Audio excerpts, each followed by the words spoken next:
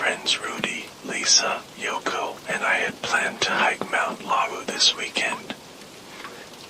I was excited. For years, I had heard countless stories about this mountain, especially about the demon market, which supposedly only appears at night, shrouded in mist. This myth intrigued me, even though I considered it merely an urban legend. The day was clear when we arrived at the Candy Cepho base camp. The cool morning air was refreshing as we prepared our gear and made sure everything was in order before starting our hike. A local resident preparing for his own climb warned us about the demon market. "Don't get too close to the savannah on the Candy Cepho trail at night," he said seriously. "There's a place there you can't see, but you can hear." We just smiled and nodded, considering it part of the local beliefs. But as we began our ascent, a strange feeling crept over us. The mist quickly enveloped the trail, making the forest around us darker and the air colder. I glanced at my friends, who seemed to be feeling the same tension. Rudy, usually cheerful, appeared increasingly anxious. Lisa and Yoko tried to talk to keep their minds off the fear, but the atmosphere grew more unsettling as the mist thickened.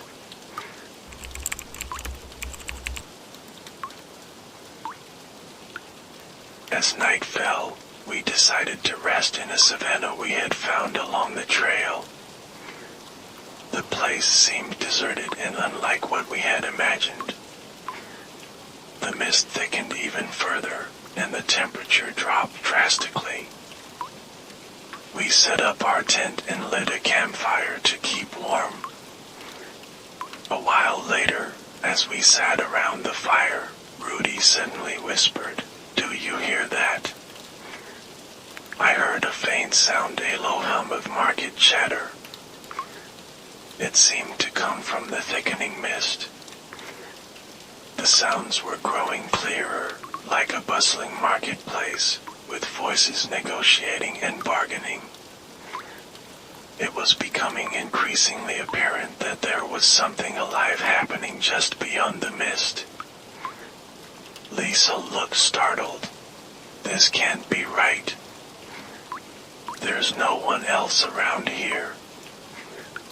Yet the noise grew louder, and there was something distinctly eerie about how it seemed to come closer and then fade away. Yoko tried to calm us, suggesting it might just be the wind or mist. But I felt an uneasy sensation of unseen eyes watching us. Lisa, with a frightened expression, clutched something in her hand. "I feel like something is asking for something from us," she said. She threw the small stone she was holding toward the sound. After that, the noise seemed to quiet down a bit, but the tension remained.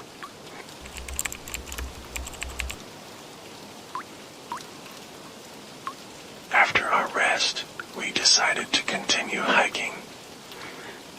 However, the trail became increasingly confusing. The thickening mist made it difficult to keep our bearings.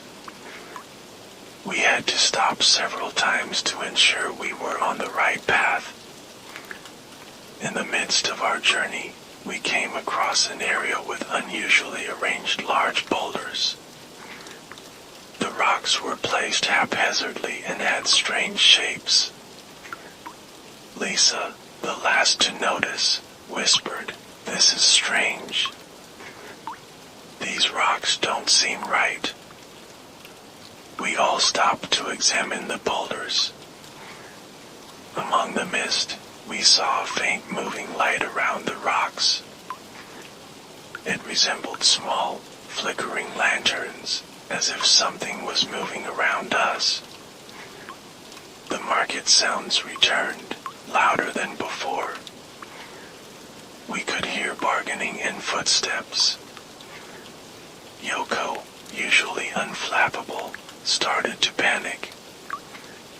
I felt an eerie sensation of being watched from the mist. Lisa, her face pale with fear, appeared to be holding something. It feels like there's something asking us for something, she said. She threw the object she was holding, a small stone, toward the sounds. Afterward, the atmosphere seemed to settle slightly, though the unease lingered.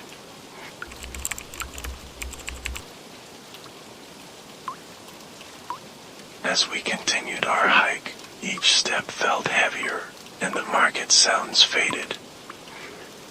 We tried hard to stay calm and focus on the increasingly obscure trail ahead. The mist began to clear as we approached a more open area. The night sky filled with stars provided some relief. We reached a high plateau and decided to rest for a while. When we finally sat down and caught our breath, we discussed what had just happened. We all agreed that the sounds we heard were beyond ordinary explanation. There was something very real about the experience, even though we couldn't see what was actually happening. We didn't know if we would ever return to Mount Lawu, but that night's experience would always be an unforgettable memory. Whether it was a nightmare or reality, we had encountered something truly unique and frightening. And somehow, the demon market would always be a part of our story.